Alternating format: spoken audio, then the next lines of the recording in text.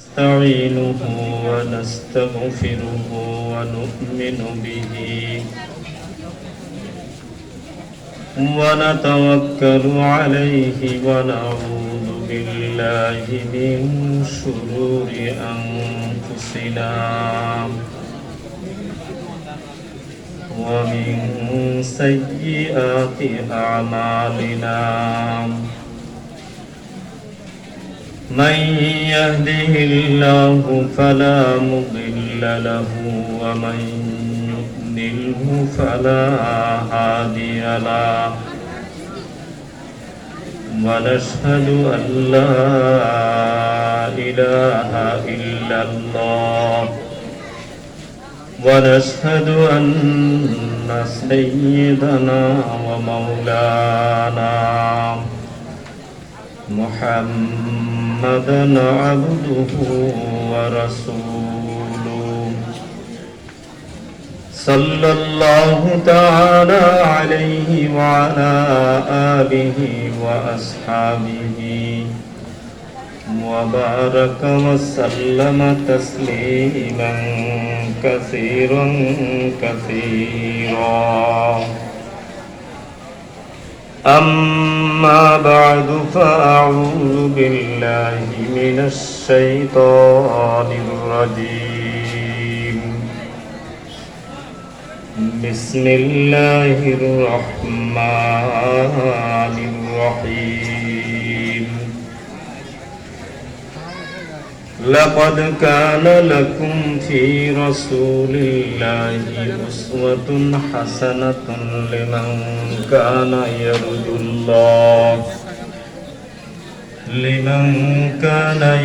الله واليوم الآخر وذكر الله كثيرا وقال تعالى ما كان محمد أبا أحد من رجالكم ولكن رسول الله وخاتم النبيين وكان الله بكل شيء عليما صدق الله العظيم قال رسول الله صلى الله عليه وسلم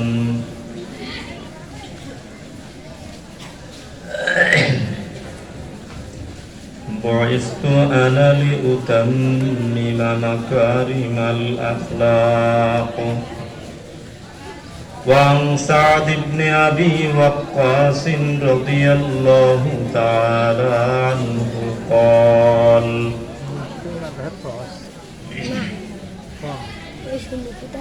خلف رسول الله صلى الله عليه وسلم في غزوة تبوك عليا رضي الله تعالى عنه فقال يا رسول الله تكلفني في النساء والصبيان قال أما ترضى أن تكون مني بمنزلة هارون من موسى إلا أنه لا نبي بعدي رواه البخاري أو كما قال النبي عليه الصلاة والسلام اللهم صل على محمد وعلى آل محمد كما صليت على إبراهيم وعلى آل إبراهيم إنك حميد مجيد اللهم بارك على محمد وعلى آل محمد كما باركت على إبراهيم وعلى آل إبراهيم إنك حميد مجيد الحمد لله জামিয়া ইসলামিয়া বদলপুর মাদ্রাসার বার্ষিক সভাতে আল্লাহ তাআলা আমাদেরকে বিভিন্ন জায়গা থেকে ছুটে আসার জড়ো হওয়ার তৌফিক দান করেছেন, এর জন্য কালেমাতু শুকর আদায় করি আলহামদুলিল্লাহ। দ্বীনি মাদারিসগুলো থাকাতেই আজকে আমরা দ্বীনের কথা শোনার, দ্বীনি কথা বুঝার এবং দ্বীনি ইলম শিখার সুযোগ পাইতেছি। কি বলেন আপনারা? এজন্য আমাদের বড়রা বলেন কওমি মাদ্রাসা বলতে বোঝায় যেটা জাতির অর্থে এবং স্বার্থে পরিচালিত, জাতির অর্থে এবং স্বার্থে পরিচালিত এটা দ্বীনি প্রতিষ্ঠান। আলহামদুলিল্লাহ এখানে জাতির অর্থ আছে। মোহতারাম সাহেব হযরত দামাত বারাকাতুহুমুল আলিয়া অনেক সুন্দর করে উপস্থাপন করে গেছেন। এটা আপনাদের অবদান, আপনাদের কোরবানি, দ্বীনের প্রতি আপনাদের আন্তরিকতা, এটাই বোঝা গেছে। এই লক্ষ কোটি টাকা এটা অন্য এলাকার থেকে তেমন না, আপনাদের থেকেই। আল্লাহ তাআলা আপনাদের এই টাকাতে যেন বারাকাত নসিব করেন। এটা আজকে না, নবী আলাইহিস সালাতু ওয়াস সালামের যুগ থেকেই আল্লাহর নেক বান্দারা যাদেরকে আল্লাহ তাআলা অর্থ দিয়েছেন, কম দিয়ে থাকেন বেশ দিয়ে থাকেন, তাদের অবদান তবুক যুদ্ধের ঘটনা শুনলেও আপনাদের বোঝা যায় রাসূলের চাঁদা কালেকশনে সাহাবায়ে কেরাম কিভাবে এগিয়ে এসেছেন।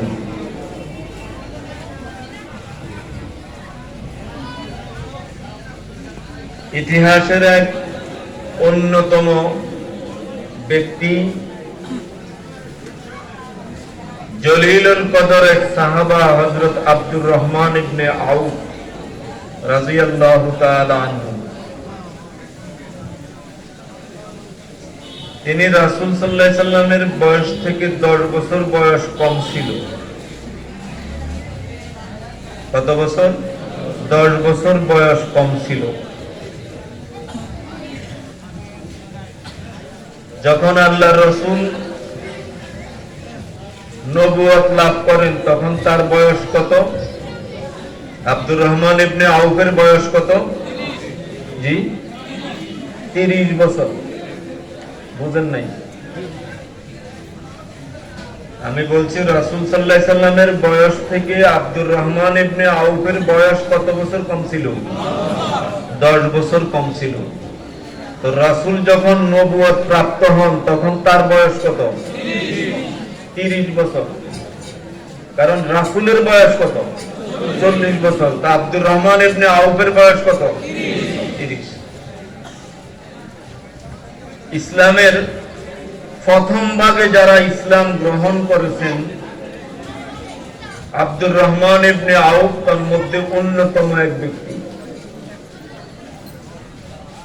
তিনিও ইসলাম গ্রহণ করেছেন। তো প্রসঙ্গক্রমে কথাটা আনছি, আমার আলোচ্য বিষয়টা না। আব্দুর রহমান ইবনে আউফ ধনাঢ্য ব্যক্তির সন্তান ছিলেন। তার আব্বা ব্যবসা করতেন, তিনিও ব্যবসাতেই বেড়ে উঠেছেন, তিজারতে বেড়ে উঠেছেন। কিন্তু মক্কাতে এত বড় ধনাঢ্য ব্যক্তি থাকা সত্ত্বেও ইসলাম গ্রহণের অপরাধে, এটা কি অপরাধ?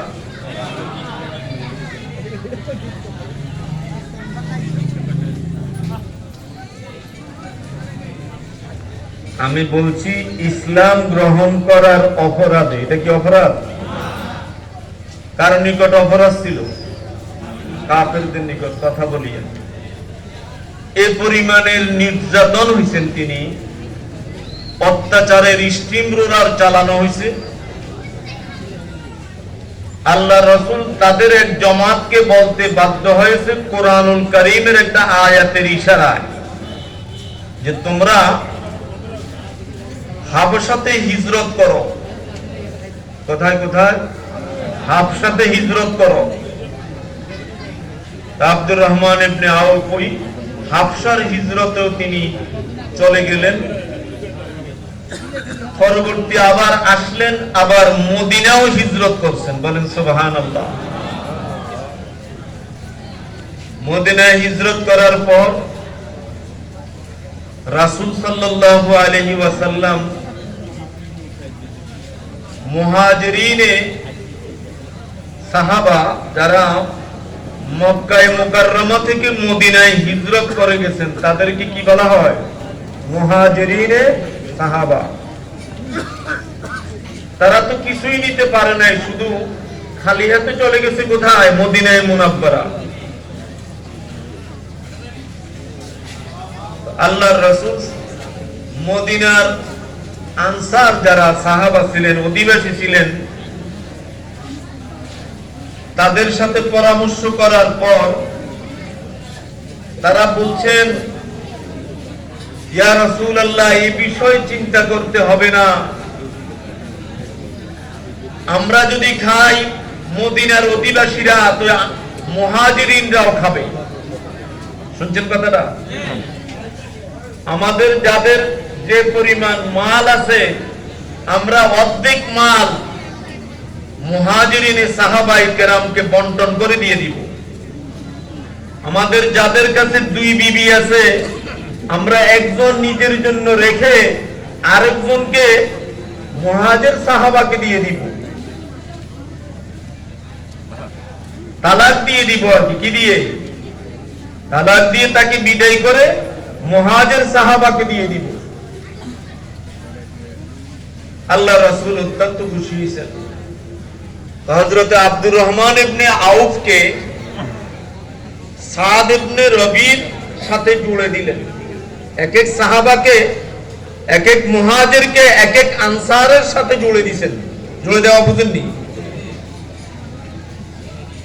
সাদ ইবনে রবি আব্দুর রহমান ইবনে আউফের মতো ভাগ্যবান সাহাবাকে পাইয়া বলছেন,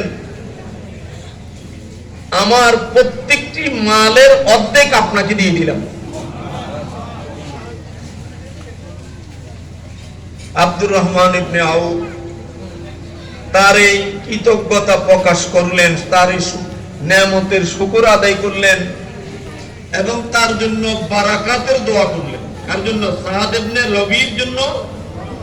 সে যে এত আবেগী, তার অর্ধেক মাল আব্দুর রহমান ইবনে আউফকে দিয়ে দিবে, তো তিনি দোয়া করে দিলেন আর বললেন, দুল্লানি ইলা সুক, হে সাদ ইবনে রবি, আমাকে বাজারের রাস্তা দেখাই দেন। কিসের রাস্তা? বাজারের রাস্তা দেখাই দেন। হযরত সাদ ইবনে রবি বাজারের রাস্তা দেখাই দিলেন। আব্দুর রহমান ইবনে আউফ খুব বিচক্ষণ ব্যবসায়ী ছিলেন এবং ব্যবসার হিকমত বুঝতেন। তো তিনি অল্প কিছু টাকা যেটা সাথে ছিল, এটা দিয়ে বাজারের প্রথম ভাগে ঘি আর পনির বিক্রি খরিদ করলেন, বাজারের শেষ ভাগে এগুলিকে বিক্রি দিলেন। আমাদের দেশে দেখেন না আপনারা, সুপারি কিনে বাজারের পথে রাস্তাগুলোতে মোড়ে মোড়ে কিনে নি না, পরে আবার আনি বিক্রি করে দেয়। এরকম ভাবে মাছ কিনিল, যারা পুকুরে বিক্রি, পুকুরের মালিক, তাদের থেকে মাছ কিনে যারা মাছের ব্যবসা করে তারা পরে বসে বসে বিক্রি করে, করেনি কিনা? হযরত আব্দুর রহমান ইবনে আউফ আলহামদুলিল্লাহ প্রথম দিনেই কায়ুঙ্কা বাজারের মধ্যে প্রথম দিনে তিনি অনেকটা লাভবান হয়েছেন। অল্প দিনে তার ব্যবসার বিভিন্ন সাইট আল্লাহ তাআলা তাকে সুকৌশলে আল্লাহ তাআলা কুদরতি ভাবে দান করছেন। এত টাকা পয়সার মালিক হয়েছেন যে আল্লাহর রাসূলের জামানাও হাজার হাজার দিরহাম দানানির আল্লাহর রাস্তায় খরচ করছেন। কিতাবে লেখে আল্লাহ রাসূলের ইন্তেকালের পরে অল্প কিছুদিন পরে তিনি মুসলমানদের প্রয়োজনে একবার 40 লক্ষ দিনার তিনি মুসলমানদের কাছে ব্যবহার করছেন। শুধু তা না, কোন এক যুদ্ধে 500 ঘোড়া শুধু তিনি দান করছেন যোদ্ধাদের জন্য। শুধু তাও না, তিনি গোলাম বেশি বেশি আজাদ করার আদত ছিল, আজাদ করে দেওয়ার। একবারে তিনি 30টা গোলাম একসাথে আজাদ করছেন। কি অর্থ? আমাদের ব্যবসায়ী ভাইরা তো মনে করে দোকান বন্ধ করে মসজিদে গেলে বেচা কিনায় লস আসবে, দশ নামবে, এই জন্য নামাজ পড়ার সময় পায় না। কেউ পড়লো সেখানে মুসল্লা বিছাইয়া দোকানে পিছনে যায় কয়েক রাকাত পরে জমাত তরক করে, আছে না এরকম? আর বেশিরভাগ ভাইয়ে মসজিদে যাওয়াটাকে ব্যবসার জন্য লস মনে করে, বলেন নাউজুবিল্লাহ। সাহাবায়ে কেরাম কি ব্যবসা ছেড়ে দিয়েছে? ব্যবসা নামাজে যাওয়ার কারণে ব্যবসাতে তাদের লস হয়েছে? বরং কোরআন মাজিদে আল্লাহ তাআলা তাদের প্রশংসা করছেন। কি প্রশংসা? সূরা নূরের মধ্যে আল্লাহ তাআলা বলেন, রিজালুন লা তুলহিহিম তিজারাতুন ওয়ালা বাইউন আন যিকরিল্লাহ। আল্লাহ রাব্বুল আলামিন বলেন, মদিনাতে এমন কিছু সাহাবায়ে কেরাম রয়েছেন, এমন কিছু ব্যক্তি রয়েছেন, বা এমনি বলেন আমার রাসূলের এমন কিছু সাহাবায়ে কেরাম রয়েছেন যারা ব্যবসা করেন, কিন্তু তাদের ব্যবসা আল্লাহর জিকির থেকে তাদেরকে গাফেল করে নাই। শুনে আসছেন কিনা? ব্যবসাও করছেন, আল্লাহর জিকিরের মধ্যেও লিপ্ত ছিলেন, কখনো নামাজ বাদ দেন নাই, কখনো জামাত তরক করেন নাই, কখনো তিলাওয়াত বন্ধ করেন নাই। আব্দুর রহমান ইবনে আউফ এত বড় ধনাঢ্য ব্যক্তি হওয়া সত্ত্বেও ইসলামের ইতিহাসে বলা হয়, হাদিসের মধ্যে এসেছে, রাসূল সাল্লাল্লাহু আলাইহি সাল্লামের একদিন ঘটনাক্রমে ইমাম হয়েছেন। বলেন সুবহানাল্লাহ। কেমনে? রাসূল সাল্লাল্লাহু আলাইহি সাল্লাম একদিন ব্যস্ততার কারণে যেমন নামাজের একটু আগ দিয়ে জরুরতে গেছেন, সেখান থেকে সেরে আসতে বিলম্ব হয়েছে। সাহাবায়ে কেরাম নামাজের টাইমে দাঁড়ায় গেছেন।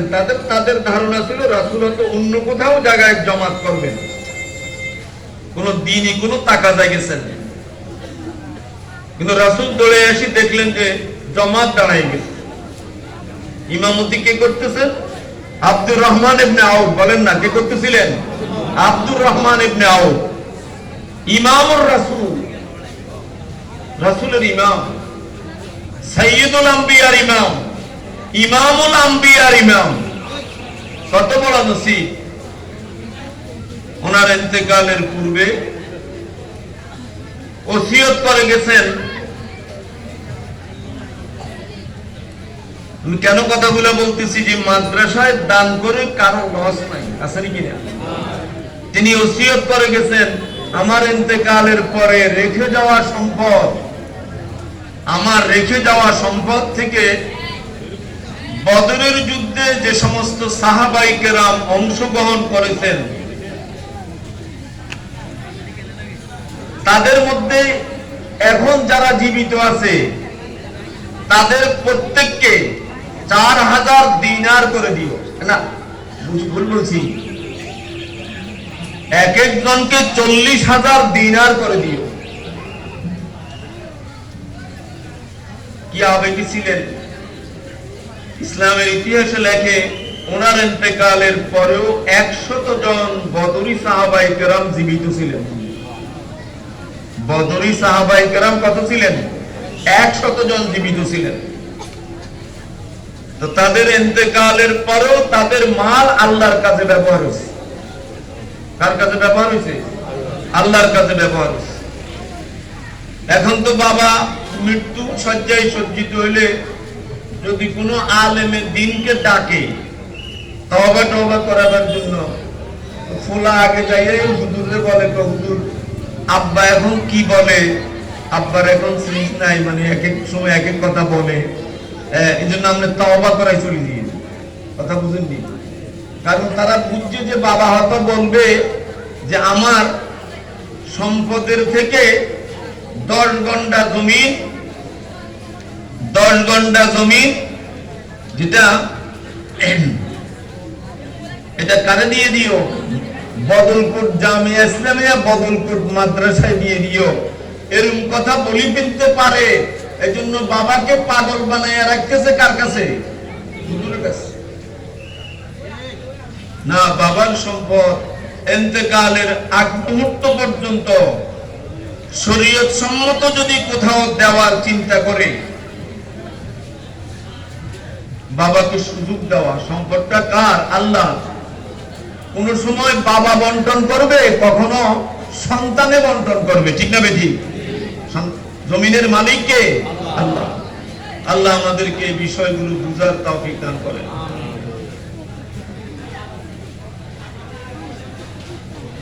আমি কোরআনুল কারীমের 2 জায়গা থেকে 2টি আয়াতে কারিমা তেলাওয়াত করছি।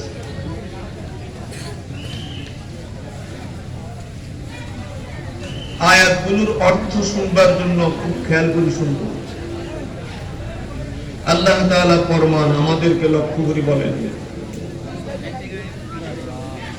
লাকাদ কানা লাকুম ফি রাসূলিল্লাহি উসওয়াতুন হাসানাতুন লিমান কানা ইয়ারজুল্লাহা ওয়াল ইয়াওমাল আখির ওয়া যাকারাল্লাহা কাসীরা।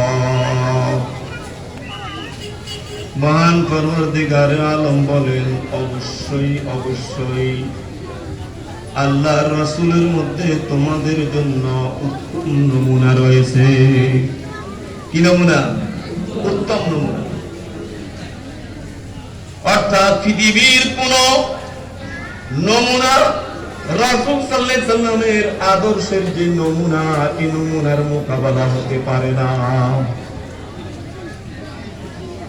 রাসূলের মাথার টুপি, রাসূলের মাথার চুল, রাসূলের গায়ের জামা, রাসূল সাল্লাল্লাহু আলাইহি সাল্লামের দাড়ি মোবারক, রাসূলের পরিধেয় পাঞ্জাবি, রাসূল সাল্লাল্লাহু আলাইহি সাল্লামের পরিধেয় লুঙ্গি পায়জামা, এগুলি তামাম উম্মতের জন্য নমুনা স্বরূপ।